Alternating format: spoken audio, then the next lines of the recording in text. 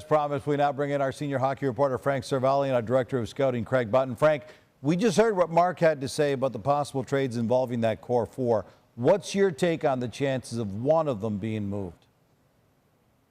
Well, I think it's pretty small at this point because, look, they control everything. Not any one of those core four pillars of the Chicago Blackhawks is going somewhere unless they raise their hand and say, I want to. And I think the player that has the most likelihood to move would be Duncan Keith, because he has sort of been publicly and privately grouchy about the rebuild and the lack of wins that have come recently. But the player that would unquestionably have the most value on the market if he makes it there in terms of real sudden impact that you can make in your lineup would be Patrick Kane. Look, Showtime has not slowed down in any way whatsoever. Mark hit it right on the head when he said that Patrick Kane can play until he's 40, one of the rare game breakers in the NHL. And look, that's not to say that the rest of these core four players can't play anymore. Brent Seabrook might have that untradeable, unbuyoutable contract.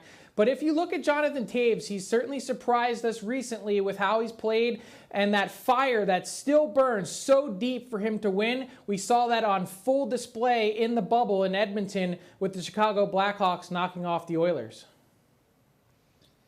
Hey, what's really clear is, I mean, as good as the accomplishments of this core four is, they're not capable of winning with this group of team around the core four any longer. So it's incumbent upon Stan Bowman to improve the team, to get them back to a level where they can compete at the highest standards that produce 3 Stanley Cups for Blackhawks fans. It's really simple here. You know, they want to win. We know they want to win. We know that the fire's deep in them. They're not a playoff contender. They got in the playoffs because of 24 teams in the return to play. They're not anywhere near a Stanley Cup contender. So if they are serious about wanting to win, and I know they're serious because they've proven it time and time again, then this is the only direction that Stan Bowman can go in, to surround them with better players, to give them a chance for exactly what they want to do again. There's no other option for Stan Bowman. That's his job. Listen, let's give them credit for what they accomplished together as a group, though. Now that we're into this cap era, we may never see another team do what the Hawks did just last decade. 3 cups in a 6-year span from 2010 to 2015.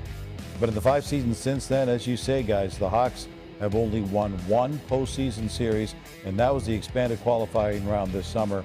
Over the past 3 seasons under Joel Quenneville and Jeremy Colton, they've been a bottom 5 team in most categories right across the board.